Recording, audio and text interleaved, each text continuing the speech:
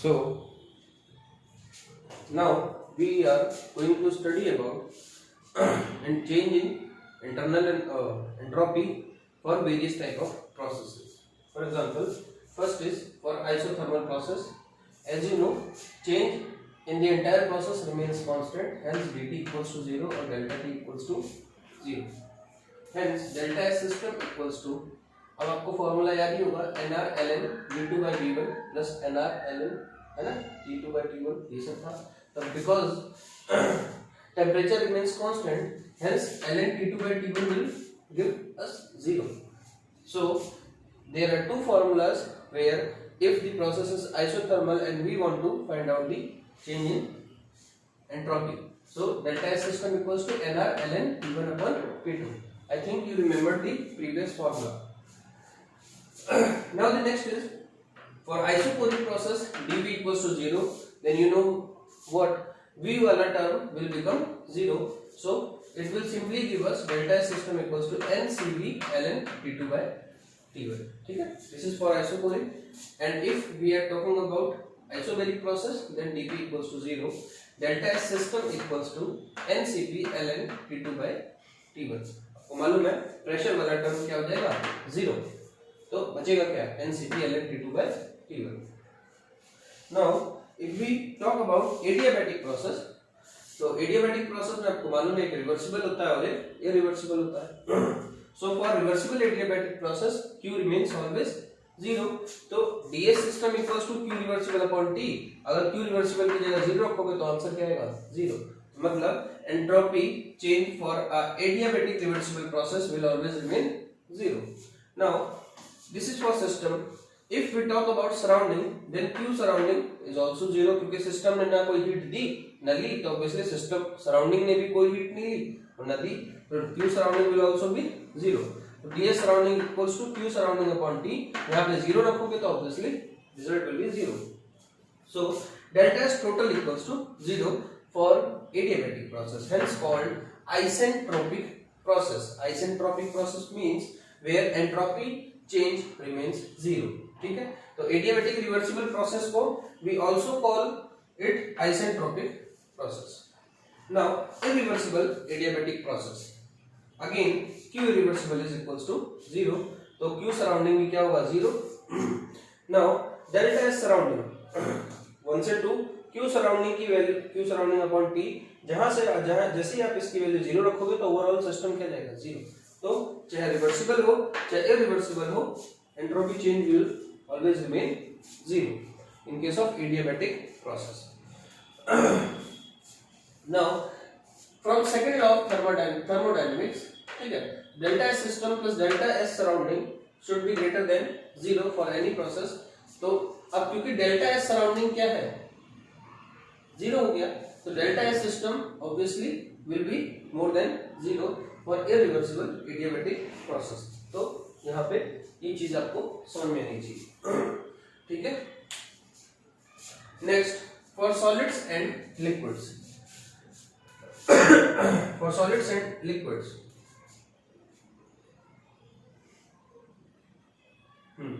delta S system equals to, as the general formula is Q reversible upon T, process 1 से 2, तो 1 से 2 Q reversible using first law of thermodynamics, du minus w reversible upon T. Q की जगह मैं क्या लिख सकता हूँ, du equals to Q plus w होता है, तो Q की जगह मैं लिख सकता हूँ du minus w. Now अब मैं इसे इंटीग्रेट करूंगा तो du की जगह मैं NC dt लिख दूंगा. अब याद रहे this is solid and liquid, here Cp Cv and C remains same. तो NC dt plus work done की जगह मैं क्या लिख सकता हूँ Pdv upon T. अब जैसे कि आपको मालूम है for in case of solid and liquid dV remains 0, इतना कोई फर्क पड़ता ही नहीं है, तो ये वाला टर्म भी 0 हो जाएगा. तो अल्टीमेटली क्या आएगा, delta S system equals to NC ln T2 by T1. That is the formula for entropy change in case of solid and liquid.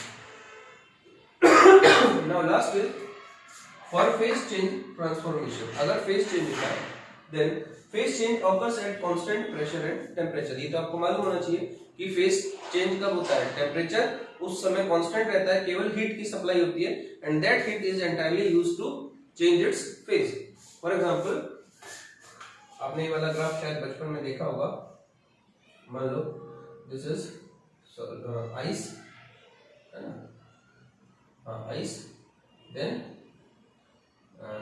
This is liquid, then this is, ऐसे कुछ था ना। तो यहाँ पे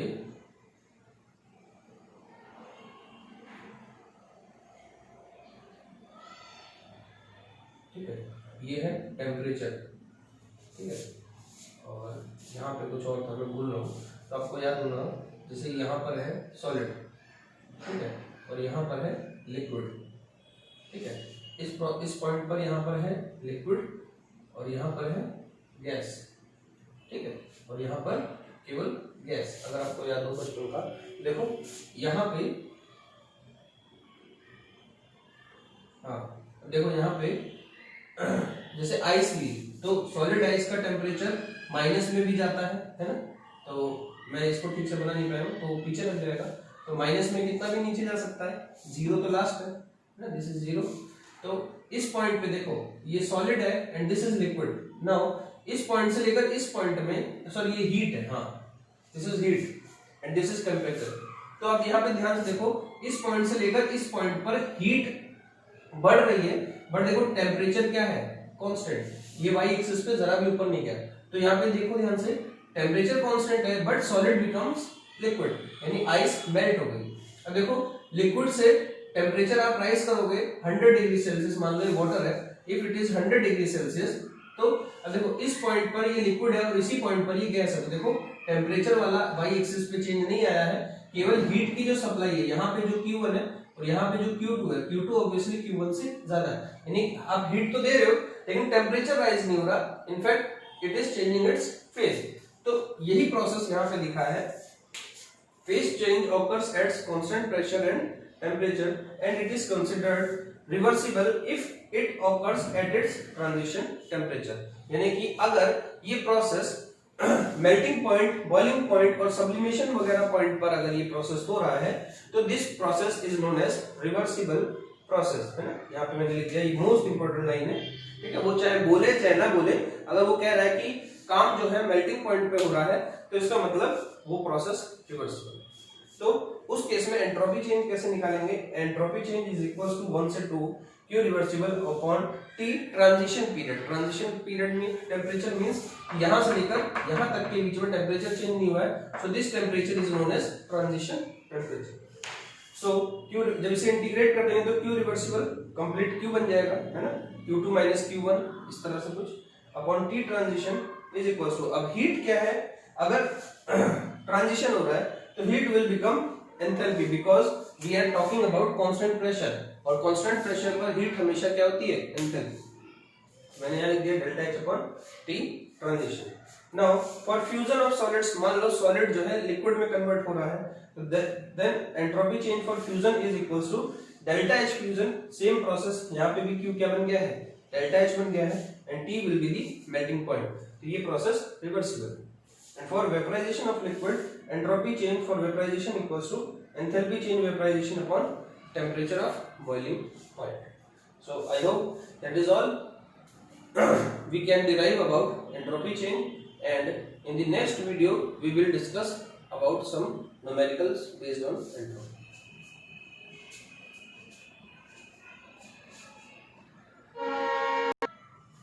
So this is the numerical based on entropy.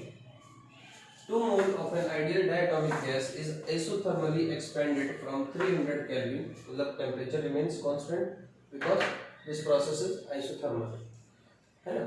Initial pressure was 2 atmospheric and final pressure is 1 atmospheric.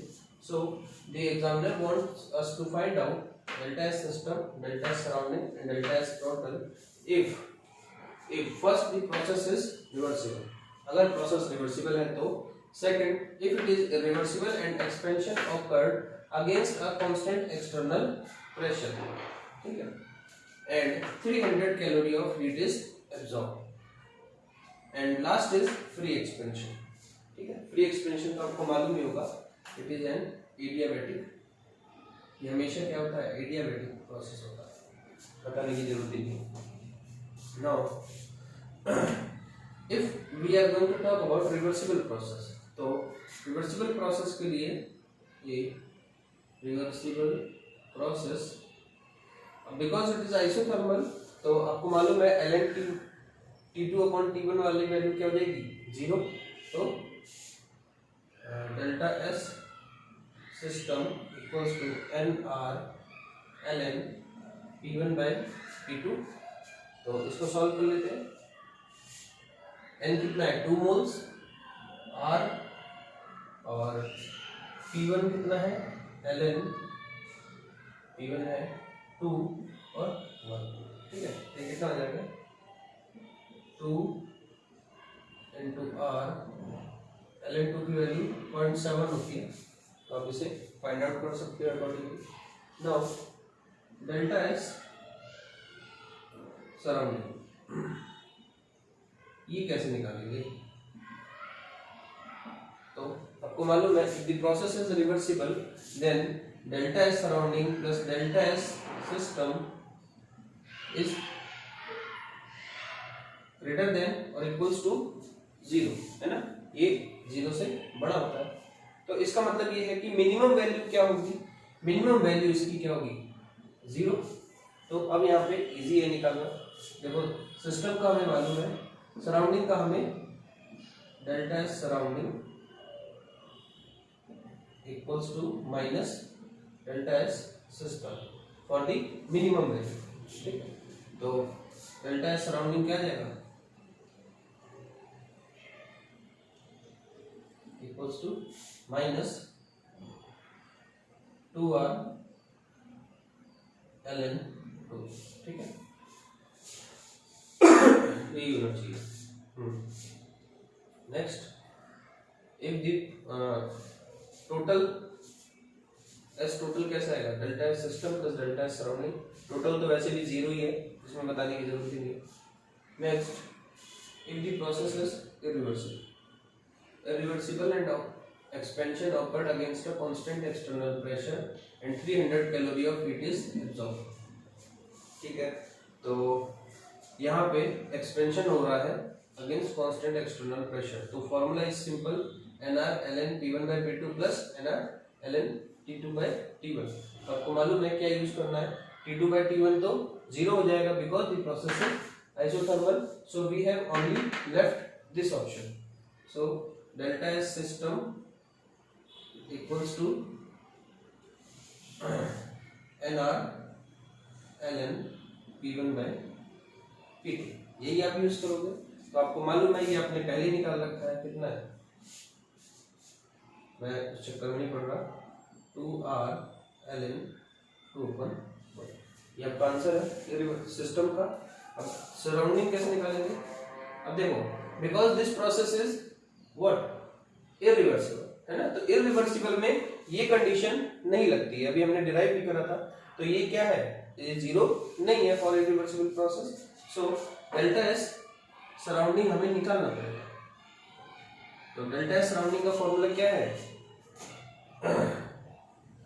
Q surrounding upon T, है ना, because temperature is constant which is 300 kelvin. तो कैसे आएगा Q सराउंडिंग, अब सराउंडिंग ने कितनी heat ली, है ना, तो सिस्टम ने एब्जॉर्ब करी है, 300 calorie of heat is absorb, means for system it is positive, है ना, बट फॉर सराउंडिंग, अब क्योंकि एब्जॉर्ब करी है तो किससे एब्जॉर्ब करी होगी, सराउंडिंग से करी होगी, तो सराउंडिंग ने 300 कैलोरी जो है लूज करी है, यानी माइनस 300 कैलोरी। तो ये कितना जाएगा minus 300 calorie, and temperature remains constant, and इस टाइम 300, ये कितना जाएगा 1 -1 कैलोरी पर केल्विन, ठीक है। तो अब आपको मालूम है डेल्टा एस टोटल कैसे निकालोगे, delta S total equals to delta S system plus delta S surrounding. Delta S system मालूम है कितना है, 2R ln 2/1 -1, this is the answer. I hope ये आ रहा होगा कैमरा में, थोड़ा सा टिल्ट कर देते हैं, ठीक है, अब आ गया होगा। तो this is system and 1 is -1 is surrounding, दोनों का सम ऑफ कर लो, ये आंसर है। ठीक है, इसे स्क्रीनशॉट ले लो।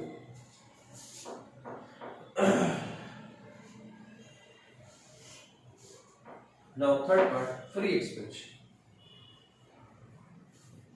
As you know, free expansion is always adiabatic. तो पहले तो हम इसे आइसोथर्मली निकाल लेते हैं। तो आइसोथर्मली क्या होगा, delta S system equals to NR/ln P1 by P2। ठीक है, यही हमारे पास चॉइस है, क्योंकि अगर आइसोथर्मली निकालोगे तो टेम्परेचर क्या आ जाएगा, 0। तो ये कितना हो जाएगा, अगेन 2R/ln 2/1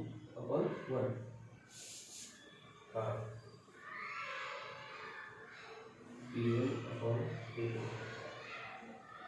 ठीक है, अब डेल्टा एस सराउंडिंग कैसे आएगा, डेल्टा एस सराउंडिंग होगा Q सराउंडिंग अपॉन T। अब आपको मालूम है it is an adiabatic process, तो Q सराउंडिंग क्या होगा, 0 है ना। एडियाबैटिक में चाहे सिस्टम हो चाहे सराउंडिंग हो, heat change is 0। So delta S surrounding equals to 0। अब टोटल कैसे आएगा, delta S system plus delta S surrounding. System कितना है, 2R/ln 2/1 plus 0। So that is all about entropy change. ठीक है, आई होप आपको समझ में आ गया होगा कैसे करेंगे इस तरह के न्यूमेरिकल। ठीक है, आंसर इसका आ जाएगा, अपने आप कैलकुलेट कर लो। ln2 की वैल्यू होती है 0.7। So the next numerical is 4 gram of liquid oxygen O2 liquid is converted into solid O2 at its freezing point of 80 Kelvin, and find entropy change of the system surrounding and total if enthalpy of fusion of solid O2 is 1000 calorie per mole and temperature of the surrounding is 300 Kelvin. So the point is, first try to pause the video and at least attempt yourself. हाँ, attempt करो question. तो जब तक खुद से नहीं करोगे कोई फायदा नहीं है। O2 अब आपको मालूम है कांस्टेंट टेम्परेचर पे है तो प्रोसेस रिवर्सिबल होगा। O2 लिक्विड, तो इसमें जो है कितना है, 1000 कैलोरी पर मोल, यानी 1 मोल ऑक्सीजन सॉलिड है और वो लिक्विड में कन्वर्ट हो रहा है, then it is going to lose 1000, it is going to gain because it is plus, है ना। Plus means system has absorbed heat, so 1000 calorie of heat will be absorbed by solid in order to convert 1 mole oxygen liquid. Obviously solid से liquid होगा तो temperature देना, heat देनी पड़ेगी, heat system को मिली that is 1000। अब ये क्या चाहता है, ये चाहता है liquid को solid में, यानी इसका जस्ट उल्टा, means मैं इसको इधर लिख देता हूँ O2 liquid and this is solid। अगर मैं इसे उल्टा कर दूं तो this same amount of heat will be lost by the system, तो -1000 calorie per mole। now delta S system आपको मालूम है अच्छे से, you know the formula and you know the deal। heat यानी enthalpy, because heat is enthalpy है ना, phase transformation है, upon temperature at its freezing point यानी 80 Kelvin। ठीक है, this is for 1 mole and we need to find out for 4 gram, means let us multiplied by number of moles, so 4 gram upon oxygen will come as 16 this is the answer। ठीक है, and entropy change for the system। now entropy change for the surrounding, इसका approximately 5 minus ये minus का -25/16 -25/16 calorie per day. ठीक है, इसको निकाल लेते हैं। अब इतनी ही हीट, जो सिस्टम ने इतनी हीट ध्यान से सुनो, जब सिस्टम ने इतनी हीट लूज करी है 1000 मतलब 1000 सिस्टम हैज लॉस्ट 1000 into 4/32, इतना amount of heat is lost by the system because it was 4 ग्राम। तो 4 ग्राम को मैंने मोल में कन्वर्ट कर लिया, 4/32 उसका मोलर मास है इनटू 1000। तो 1 मोल अगर 1000 कैलोरी अगर लूज करता है तो 4 ग्राम थोड़ा कम करेगा, तो 4/32 मोल में कन्वर्ट कर।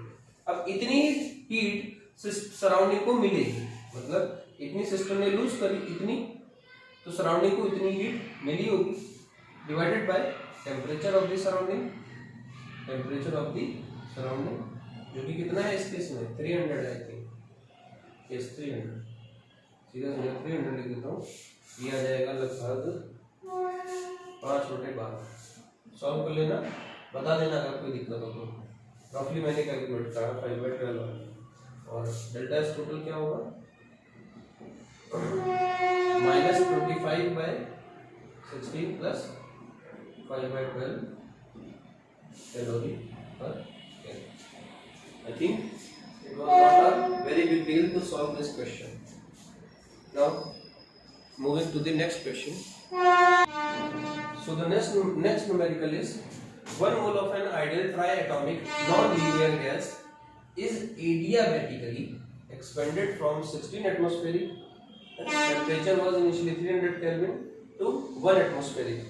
अब टेम्परेचर क्या हुआ नेक्स्ट वो तो हमें नहीं पता, बिकॉज आइसोथर्मल में तो टेम्परेचर कांस्टेंट रहता है, but in case of adiabatic process temperature changes finally.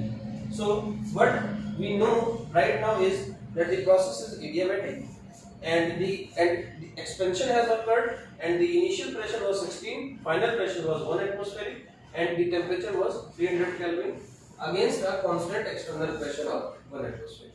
So what he asked us to find out is system, surrounding and total entropy change will be what. I think you know the deal, you know the process, you know how to solve it out. Please try to pause the video and do it yourself, and please comment me in the comment section that you have done by yourself and you matched the answer correctly. So the formula is delta S system equals to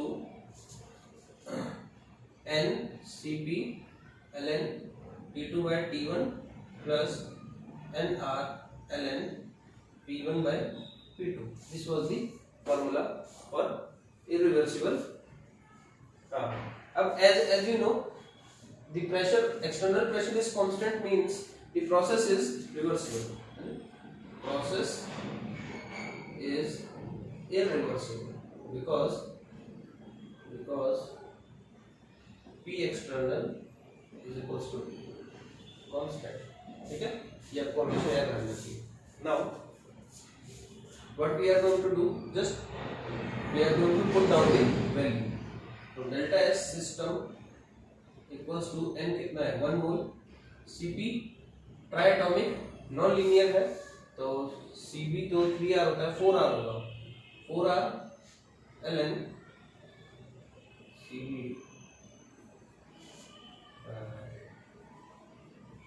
ln T2 हमें नहीं पता, T1 तो हमें पता है, ठीक है, plus nr, n तो 1 है, r तो है ही r, ln P1 कितना है 16, P2 हमें पता है 1, ठीक है। तो only thing which is missing is T2। तो T2 कैसे फाइंड आउट करेंगे, तो इसके लिए क्वाइट इजी है, delta U equals to W, है ना।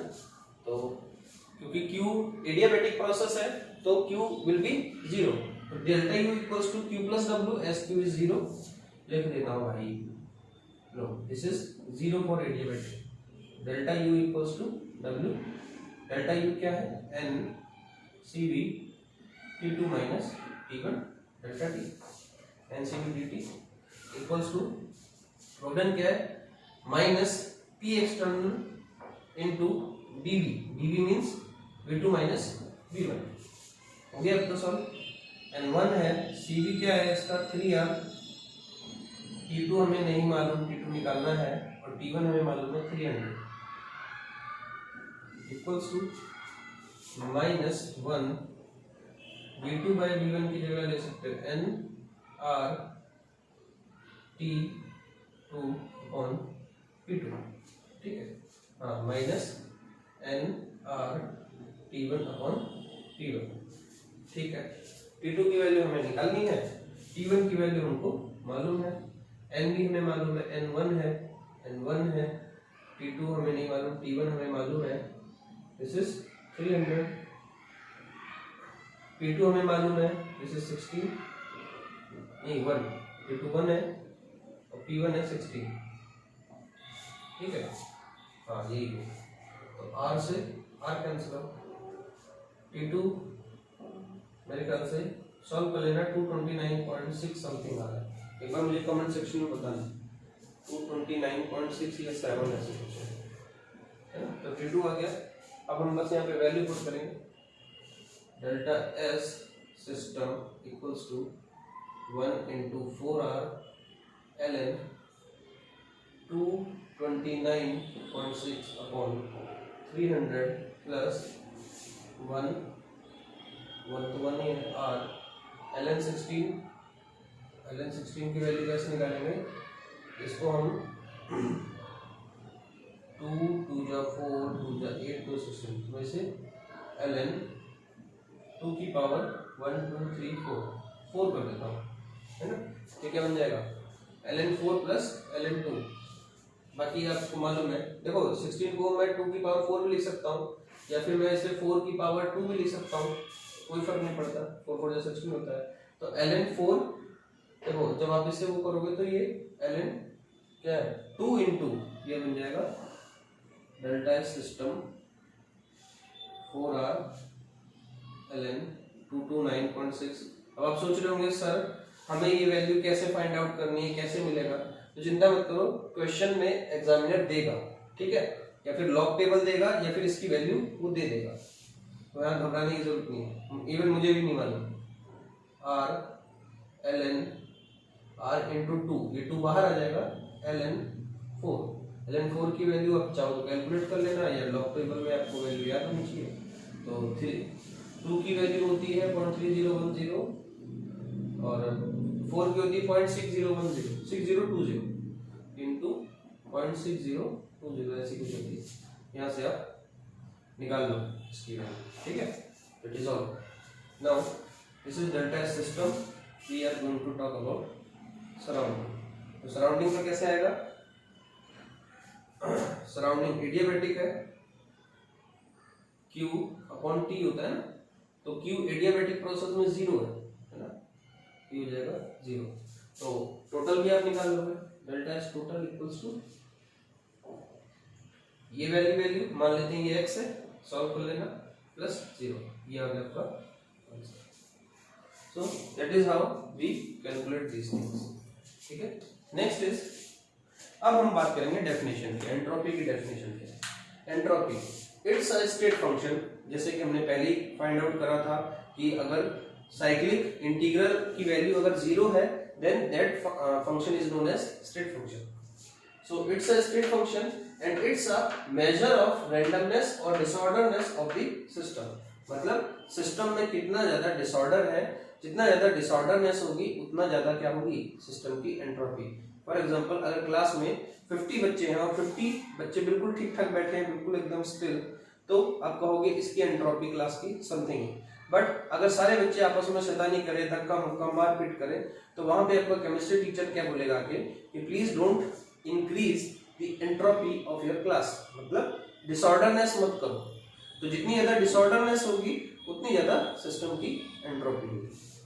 सो डिसऑर्डरनेस और रैंडमनेस और कैओस, एनसीईआरटी ने शायद वर्ड यूज करा है कैओस, CHAOS, और एक मूवी भी है जैसन स्टेथम की कैओस नाम से, तो उसका नाम मेरे हिसाब से एंट्रोपी होना चाहिए। अगर केमिस्ट्री वाला टीचर वो मूवी बनाता कैओस जो है, उसका नाम मैं एंट्रोपी चेंज रख देता। तो it's a state function and it's a measure of randomness और disorderness of the system, Hence randomness is associated with the molecule of the system. अभी randomness क्या है? Actually molecule का order है ना, with the molecule of the system. अब molecule कैसा, वो ऐसे मूव कर रहा है या ऐसे ऐसे मूव कर रहा है या ऐसे ऐसे मूव कर रहा है या ऐसे ऐसे मूव कर रहा है, ये इस पे डिपेंड करेगा कि वो कितना randomness है उसमें, या कितना disorderness है, या कितना chaos है.